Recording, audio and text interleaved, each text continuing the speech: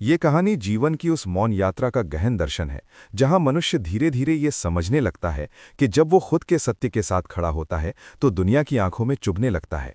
क्योंकि चमक हमेशा अंधेरे को असहज करती है, और यही वो क्षण होता है जब आत्मा परख में पड़ती है कि वो भीड़ की स्वीकृति चुने या अपने अंतरात्मा की आवाज़। क्योंकि संसार हर व्यक्ति को अपने जैसा बनाना चाहता है, लेकिन जो स्वयं को वैसा बना ले जैसा वो अपने भीतर देखता है, वही वास्तव में स्वतंत्र होता है। धैर्य यहाँ केवल प्रतीक्षा नहीं, बल्कि आत्मबल है। क्योंकि धैर्य रखने वाला कभी पराजित नहीं होता, वो या तो लक्ष्य प्राप्त करता है या अनुभव से प्रबुद्ध होता है। विश्वास इस जीवन का वो बीज है जो मिट्टी में नहीं बल्कि हृदय की नमी में पनपता है। और जिनके भीतर अपने लिए ही प्रेम नहीं होता, उनसे अपनापन ढूंढना स्वयं को खो देने जैसा है। जीवन की विडंबना यह है कि हमने कभी बहुत बड़ा कुछ नहीं मांगा, फिर भी एक छोटे से छेद ने केवल सिक्के नहीं बल्कि रिश्ते गिरा दिए। और तब समझ आया कि हर मनुष्य अपने अपने दुख का भार ढो रहा है, लेकिन जो दुख को स्वीकार कर सहना सीख लेता है, वही उसे शक्ति में बदल देता है।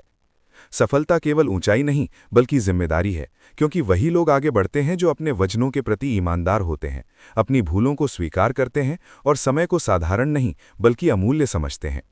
श्री कृष्ण की वाणी यहाँ जीवन का कंपास बनती है। बड़ों का सम्मान आत्मसंस्कार है, मूर्खता से उलझना ऊर्जा की बर्बादी है, छोटों को दिशा देना कर्तव्य है और बुद्धिमानों से सीखना विनम्रता। जीवन के रिश्ते स्थिर नहीं होते, कभी शत्रु स्नेह दिखाने लगते हैं और कभी अपने लोग चुपचाप दूर हो जाते हैं।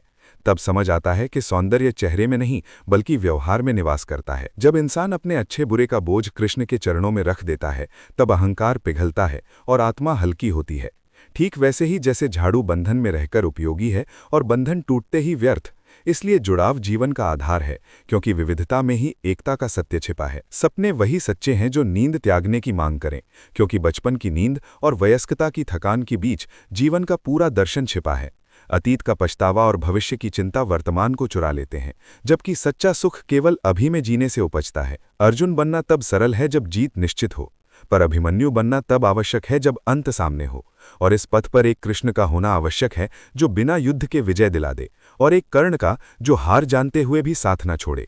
फिर भी कृष्ण चेताते हैं कि किसी पर पूर्ण निर्भरता स्वयं को कमजोर करना है, क्योंकि मनुष्य का प्रेम उसकी सुविधा से जुड़ा होता है, पसंद में देवता और नापसंद में अंधा। लोग दो जीवन जीते हैं, एक सत्य का और एक प्रदर्शन का। कुछ मानवता के लिए जलते हैं और कुछ केवल अपने स्वार्थ के लिए। निर्दोष लोग क्रोध में भी टूट जाते हैं और जीवन के कुछ अध्याय समय आने पर बंद करना ही पड़ते हैं। क्योंकि जो आज अपने नहीं हैं, उन्हें जबरन थामे रखना आत्मसम्मान को खोखला करता है। अकेलापन तब श्रेष्ठ होता है जब रिश्ते बोझ बन जाएं, क्योंकि किसी का हाल पूछ लेना भी इस भीड़ में उम्मीद जगा देता है। यदि समझाना ही पर्याप्त होता तो महाभारत कभी घटित न होती। इसलिए रिश्ते ऐसे रखो कि उनकी डोर जीवन भर बनी रहे और यादें कड़वी नहीं बल्कि उजली हों। दूसरों के लिए जीते जीते कई बार इंसान खुद को खो देता है, लेकिन दुखी रहना और मजबूत बनना, दोनों में श्रम समान है। चयन केवल चेतना का है। जब दर्द सहने की आदत पड़ जाती है, तब आंसू व्यर्थ हो जाते हैं और हर वस्तु परिस्थिति के अनुसार सुंदर लगने लगती है। झूठ अक्सर मीठा होता है और सच कड़वा, पर असली रंग वही है जो सच्चा हो। इसलिए कृष्ण कहते हैं कि स्वयं को इतना व्यस्त रखो कि भय, पछतावा और नफरत तुम्हारे पास ठहर न सकें, क्योंकि खाली मन ही सबसे बड़ा शत्रु है। अकेले चलना सीखो। अच्छे समय के साथी बहुत होंगे, बुरे समय में सहारा बनने लायक खुद बनो। किसी की मुस्कान की वजह बनना सबसे बड़ा पुण्य है, क्योंकि मीठे फल वाले वृक्ष पर ही पत्थर पड़ते हैं और ईश्वर बिना समाधान के समस्या नहीं देता। मौन साधना है और विवेकपूर्ण वाणी कला। परिस्थितियां नहीं बदलती तो हमें बदलना पड़ता है।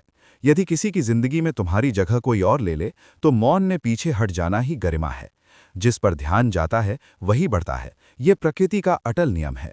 सफलता की कद्र वही करेगा जिसने संघर्ष देखा है, बाकी लोग उसे भाग्य कहकर टाल देंगे। डर कर रुकना मृत्यु है और चलते रहना जीवन, क्योंकि अनुभव भी एक उपलब्धि है। जब गिराने वाले अपने हों तो दर्द नहीं होता, केवल आंखें खुलती हैं। बड़ा सोचने पर बड़े लोग ध्यान देते हैं, और जो दूसरों के चेहरे पर मुस्कान लाता है, भगवान उसकी मुस्कान नहीं छीनता।